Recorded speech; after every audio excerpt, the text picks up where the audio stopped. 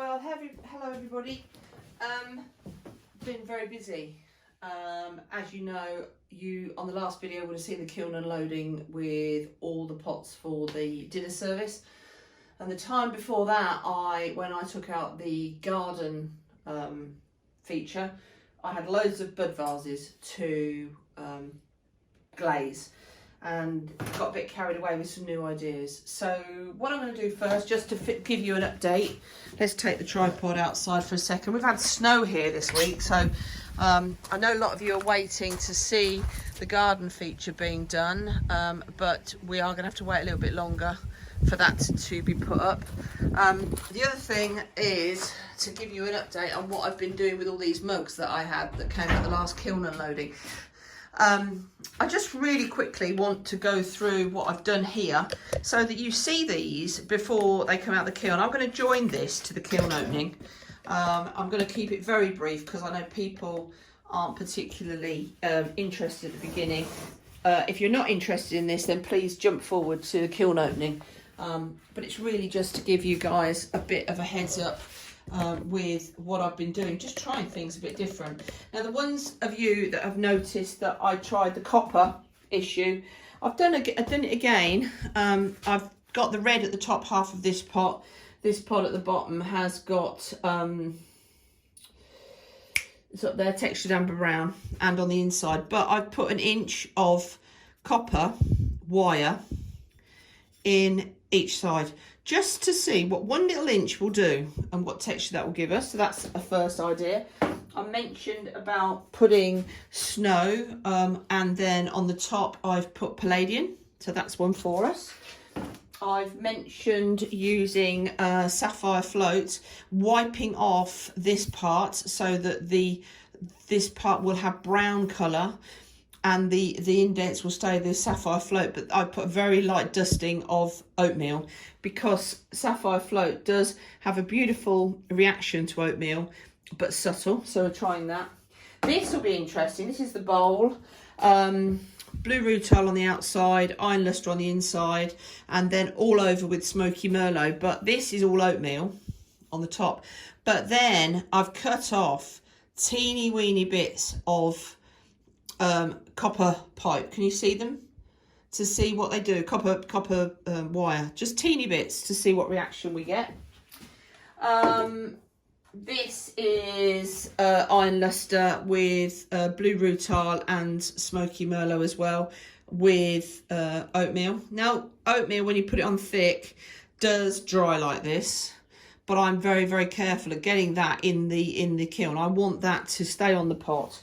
I don't want to knock it off. We've got 3 pots doing the one that is one of my favourites with textured turquoise, ancient copper, and the oatmeal band. I've done those over the top of each other, but not too heavy on that one. I've also got 2 more. I've got a large bud vase, and a small bud vase done like that. Played with this one, which is obsidian, 3 layers of obsidian, 1 layer of cosmic tea dust, thick bands of seaweed, and then oatmeal. So that will be an interesting one. This one should be quite nice. This is going to be matte black, and then see, that's what happens, isn't it? You've got to look them up. What is it? Number 26. Remind myself. 26 is palladium. Yeah, so this is the matte black with the palladium, but then I decided just to put some red highlights, sort of thick, with a pipette, just to see what happens. So that should be good. I put this one up the other day. This is snow with pipettes of different colours, and that's going to be palladium. It's all the vintage gold palladium, obsidian, cosmic tea dust, and this light colour is the ancient copper. So that should be fun. And probably the last one that's the most fun one was this one. I've done black matte, and then I've done the matte that my alarm just went off, so we'll carry on. Yeah, this is black matte with the black that looks like volcanic, with storm and then some other colours going up to the Norse blue, that's a Mayco colour, with a fine band of matte black and then some red, just to see what happens. But so that's what I mean, there's some good ones there for you to be quite excited about having come out. So with no further ado, that's the plan now. I will load the kiln and get all those on, and this is going to be the first part of the video, as I've said, and then we will stop. I'll tell you the time at the beginning if people want to forward just to the kiln unloading, but I thought this time it might help you to have seen them visually before they go in. So that's pretty cool, isn't it? So see you in a bit.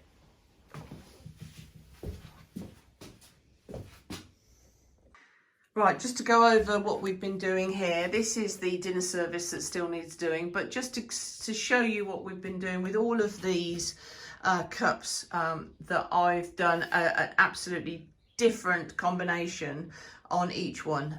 The aim was, toasted sage was something we saw on an Amaco site with iron luster, and it looked really nice. So that's where the base of it was. This is me trying to work out this is me, my notes, what to do and what our options are, and I had 24 pots. So I've done the 3 coats of toasted sage, and then I've done combinations of iron luster. I've done toasted sage under with 1 coat, 2 coats, and iron luster under the toasted sage. Then I've tried some different ones. I've done Art Deco green 1 coat with 2 toasted sage, Emerald Falls 1 with 2 toasted sage, Tourmaline, Ancient Jasper, Textured Amber Brown. That should be very different. Then I've done Lustrous Jades, Aurora Green. I've done Aurora Green, which is a Mayco one, because that is very like that sort of colour that that we're talking about, but with the blue flashes that you get when you get the crystals. And then Textured Turquoise in 3 combinations. Then over here I've done Amber.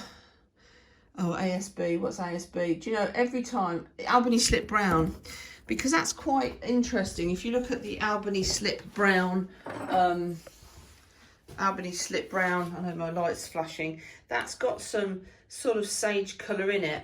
So I've done some combinations with Albany Slip Brown, Blue Stone once, Iron Luster, Textured Turquoise, Toasted Sage, Blue Rutile. So I've done a whole combination there. Okay, I just thought I'd give you an update of all those. Now they're in on the bottom shelf. People question about copper, the best way to get the copper. I do, as you know, this fires to a good 6.5 in here, but I want it the hottest it can be for the copper, so I'll put the copper pieces in the middle of the top one. But that's just to show you where we are now with all of the Lavaflek test cups. Okay, so there we are. I'm obviously only using 2 shelves here. I've got my cones in ready, my witness cones. So there we go. It's going to go on to a cone 6, medium fire, no hold. And then we'll see where we're at with the cones. But that's what I've been doing the last few times, and as we can see, I've not had any real hiccups with the quality of the glaze when they've come out. So that's what we're doing this time.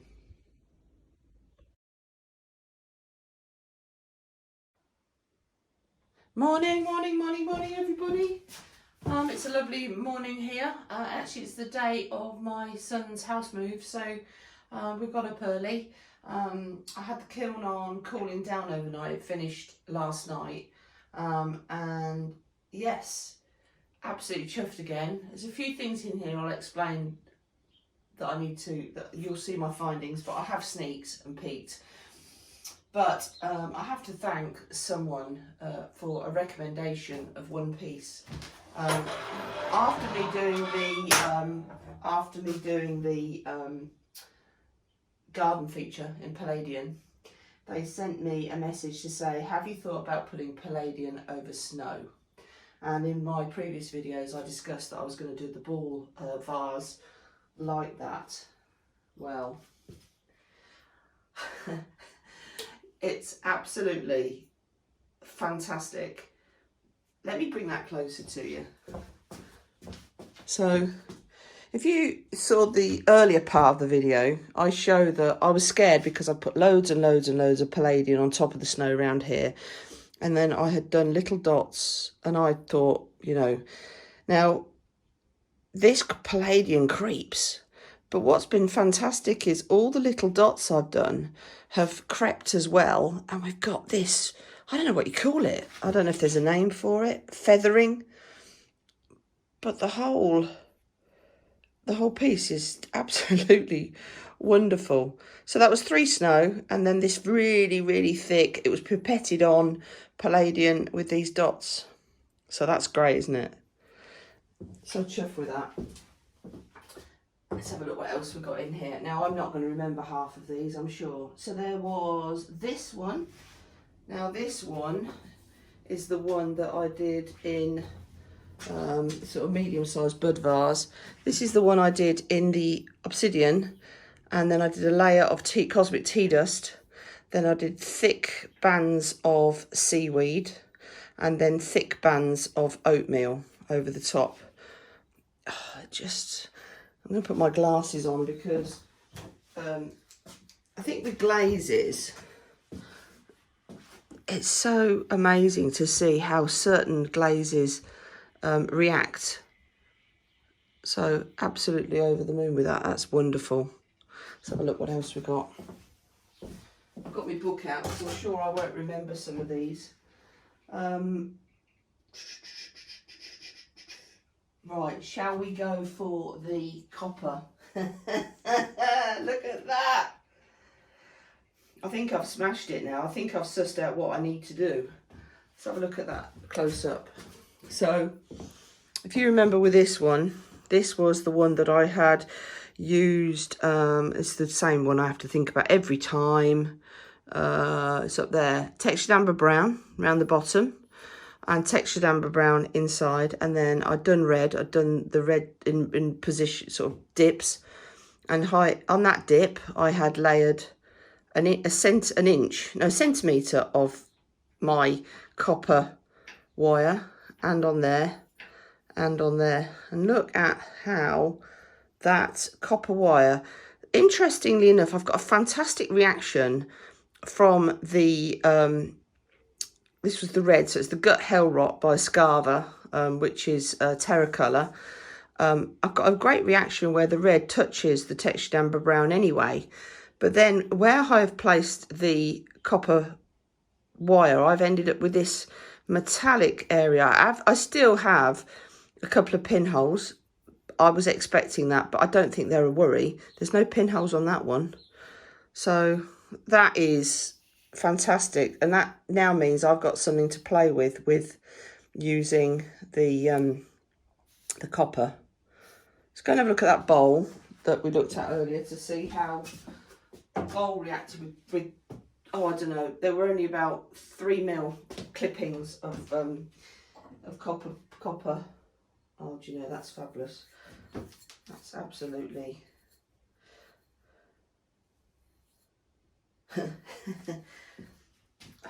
that's fantastic. So what we had here, we had blue rutile, 3 coats, yeah. Inside, indigo float, 3 coats on the lip. 1 full coat of smoky merlot. Because on my test, I wanted to do that because on my test sample, my little test tiles, I tried this and it meant that I get this extra purple. And then if you saw a thick coat of oatmeal and oatmeal all on the inside, and then I'd put these little clippings. I'd put quite a few in. But there are certain ones, look, who've given us a reaction with the copper wire. Look at those reactions. That is just brilliant. That's great. This feels lovely. Okay. I'm going to get out these ones. This is why I'm a little bit subdued, because I'm absolutely gobsmacked. So I've had great results with ancient copper, and I've got a piece in here that is for my friend's sister's 50th. and I see it all the time, and my ancient copper hasn't gone, I'll get that off in a minute, my ancient copper hasn't gone as ancient, it's stayed brown. It's a lovely, actually, it's a fantastic texture, it's a fantastic look, and you could say it's part of it. Nobody would know. My textured turquoise is lovely. Now, this is interesting. I don't know why that's on there so tight. I hope that comes off because that's got some written work on it underneath.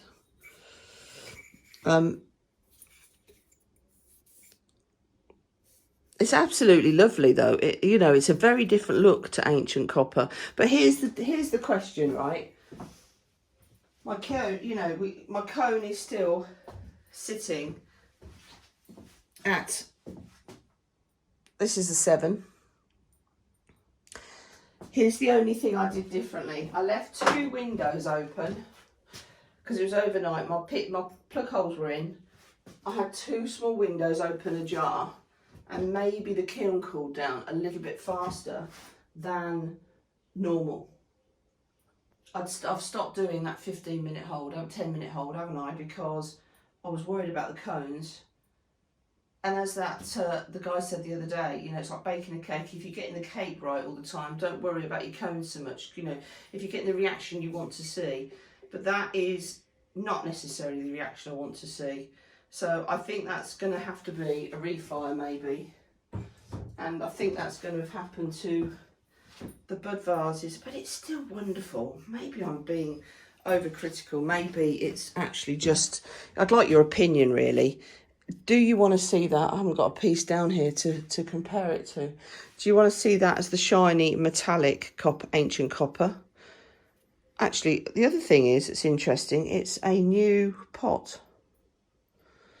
I'm sure that's a new pot.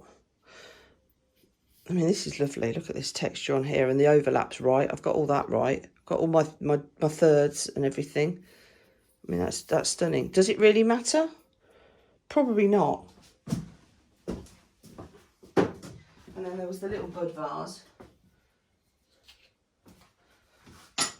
that's done the same thing. That is still wonderful. I mean, that is actually probably more what ancient copper should look like. But it's still got some wonderful coloration in it. That one's probably better. The other thing is, even though the top was hotter, maybe I've always done them on the bottom shelf, and the bottom shelf is obviously closer, and maybe the heat production in the bottom shelf is not to do with the cones, it's the fact that the bottom shelf has that heat area that it just holds the heat differently. So maybe that's a thought. Interesting, isn't it? So what else have we got in here? This is a wonderful piece, and I've got to have a look at what it is. Yeah, I saw this on a piece. I copied a piece on Amaco. It was a bowl, so it was red firebrick. Interesting. I could have done a bit more red firebrick at the bottom, but it's red firebrick, and then it's blue rutile and ancient copper. Let me just go and check that. 27. Red firebrick, blue rutile around the top, thick with runs, and then ancient jasper around the rim. So that's what I've done. It's basically red firebrick. I did a thick ancient copper, a thick blue rutile, and these runs running down. I left them on really thick. It looked a bit odd when it was before it was done, and then red, and then ancient copper thick around the rim. And that's actually, you know, that's really quite wonderful. Again, what these glazes do when they merge into each other, and the fact you've got those dashes of blue, you wouldn't have thought actually that blue rutile would have had, I don't think would have had that reaction. I wouldn't have thought it was a strong enough glaze to have kept that blue, but that's brilliant. Okay, what else have we got? Let's have a look at this one. This is very simple glaze to do. This is the 3 layers of iron luster, like the bowl, but then just oatmeal on. So look at that. Maybe the smoky Merlot didn't really give me much more, because the beauty in that is just wonderful. In the head of it, I just put the oatmeal on, that I left a band of iron luster at the top and the bottom. That's really gorgeous. I actually was wondering, when I start to do bud vases, you know, I can do the bowls. I've done loads of things on the bowls. Wasn't really quite sure how to get the reactions on the bud vases. That's beautiful. Look at the colour of that. That's absolutely stunning.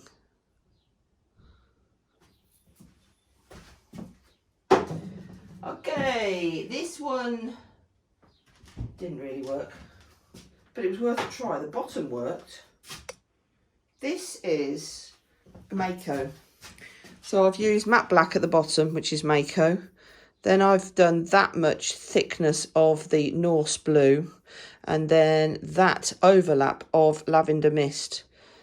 And that bit there, the overlap onto the black is really interesting. That's lovely. The rest, I did black inside. The rest of it's just it very plain for me, but somebody may like it. It is very plain. But that is a really interesting reaction to know about. That's gorgeous.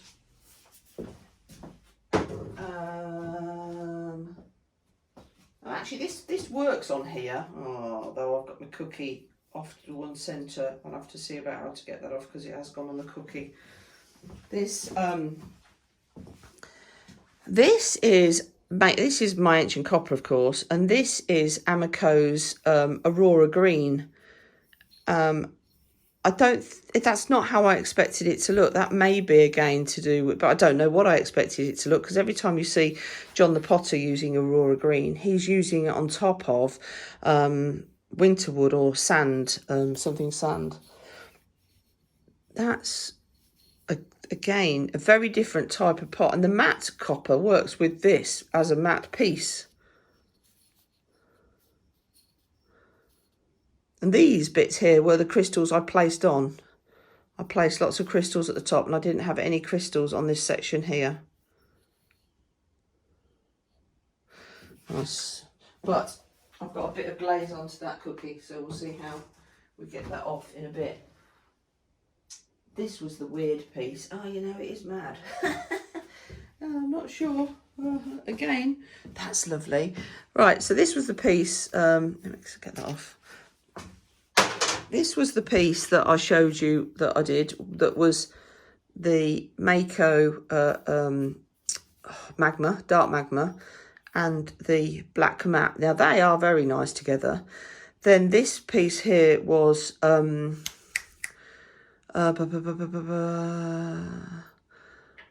on. Storm. That was Storm. But I put a black line of black matte around all these sections. So that was Storm. Then on here, interestingly enough, was that's the lavender mist. So that must have been one of the other ones. And then the black has gone over the green. I need to check what that colour was there. Number 34. Blue stone. Okay. Blue stone. So that bit was blue stone, which is that's a matte colour, the blue stone, isn't it? So blue stone, lavender mist, Norse blue, which actually needed more coats, the black line with the red spots. It's just funky though, isn't it? This is all very interesting. I quite like putting that in the middle of a piece. That's really breaks it up, doesn't it? That's what pottery is about. That's quite funky there. Okay. Well, this is very pleasant and pleasing on the eye. So, vert luster, Amaco vert luster, and then Mayco. And I thought, what the colour of that Mayco is. Hold on, let me just check that one. Midnight Rain. And I've done the sample of Midnight Rain on the bowl, if you remember here. I've done the sample on that one. And I thought that the green in the Midnight Rain to me looked like the Vert Luster green. And because this pot had got a definite line, I thought, well, let's do that. So Vert Luster inside, poured in. But I've done all the pouring in on all of these because I like them to be watertight in case people do want to put. But that and that is quite cracking. That's a lovely glaze on its own. Look at that. So that's Mayco Midnight Rain on its own.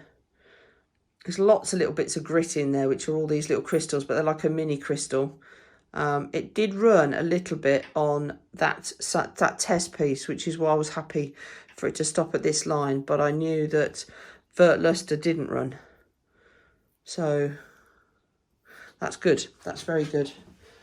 Do you know, it was a labour of love again painting these, but it definitely was worth it. This was well, that didn't work how I expected it, but that's a good test piece. So this was the one we put the red on. So they had the black matte, which I'd done on the outside piece, and I knew that the palladium was going to run, didn't we? Because if you have a look, actually, I've got it sitting here. If you look at this piece from before, I knew that palladium was going to run about an inch over the black matte. So I did the same again at the bottom. But on this piece, we put big, thick chunks of red, and it didn't like the reaction. This actually is sort of a reaction I got with the copper, which means there must be something to do with that. There's a few pinholes in that as well, where it's been bubbling and reacting. Some nice reaction, but red on top of palladium is not a no-go. Interestingly enough, if you remember, red on top of the test piece that I did, where I put red on top of the obsidian, we got a great reaction, didn't we? And that was oatmeal on one side, but we got the great reaction. So that was interesting. It was burnt in. Sapphire float piece. That's very nice. So this was the sapphire float piece. This was the same as I did my bird vase, but I upped it a bit. So I did 2 layers of sapphire float, then wiped this section back. Because if you remember, the more layers with sapphire float you have, the stronger the blue. 1 layer gives you a brown glaze, which is what I have here. But I decided instead of it staying as the sapphire float, I did a thin layer of oatmeal over it because I wanted to see whether I could get any extra little reactions with the oatmeal. And I think I've succeeded on that one. That's really okay. I like that, and I like the simplicity of it because I didn't want to take away from the fact that the diamond core tool work here was it. That's nice. Okay, 2 more. Oh, I've got a little bit of a run there. I'll have to see how to get that off.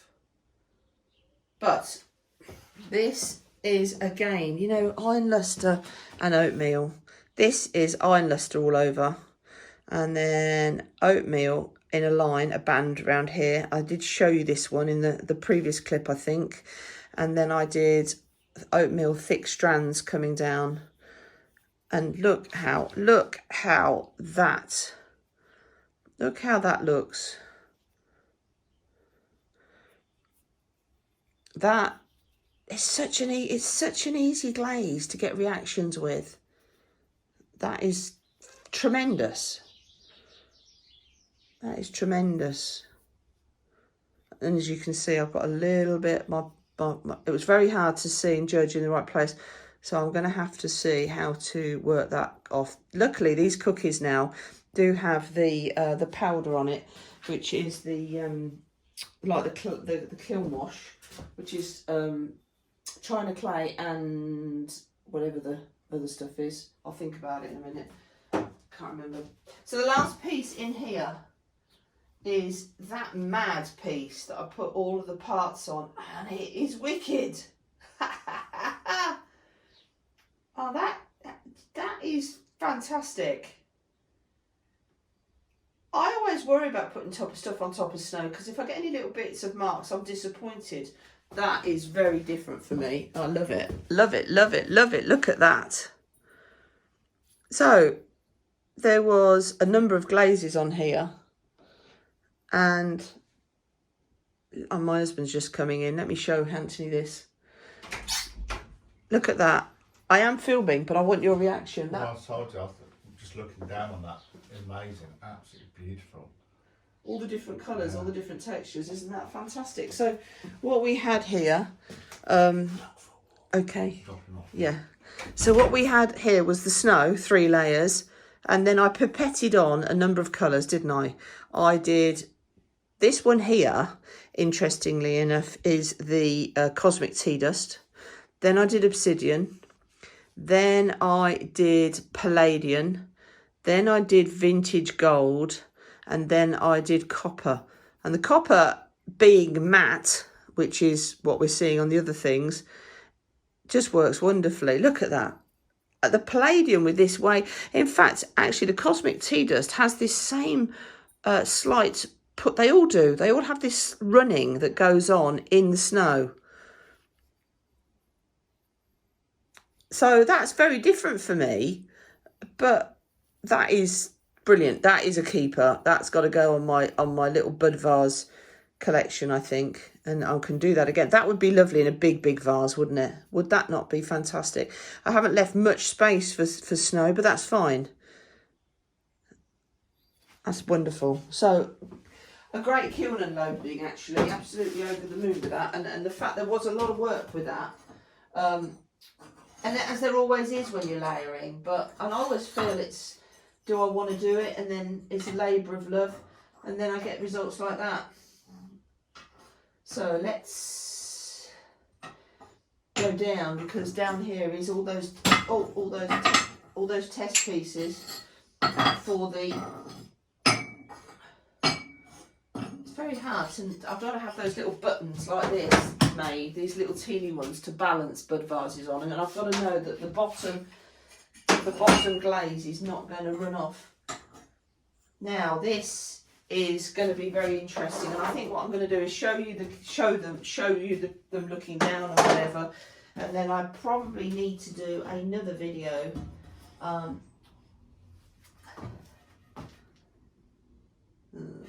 okay, not what I expected, actually. I don't think. Let's have a look. They're all a lot darker than I expected. And that one in the middle is the that's just the plain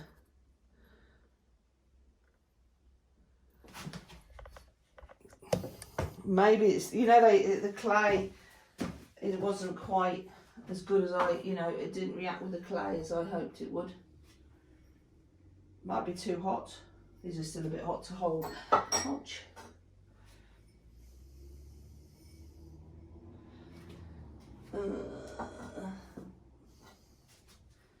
That's quite pleasant. I haven't got my gloves. Get a towel. That's quite pleasant. Probably the Aurora Green, maybe.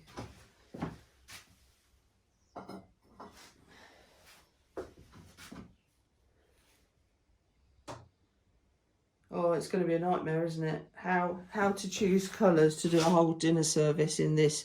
The clay is brilliant. The clay works.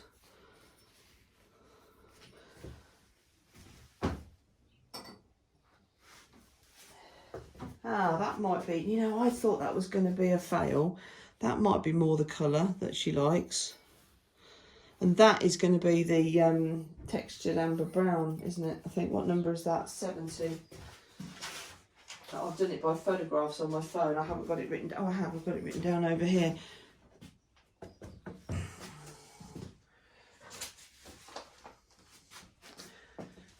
I don't know what that one is. Let's have a look. 70, 70, 70.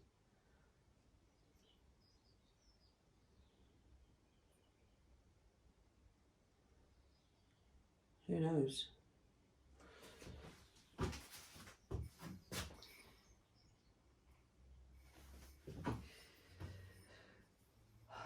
Right, let's stop that.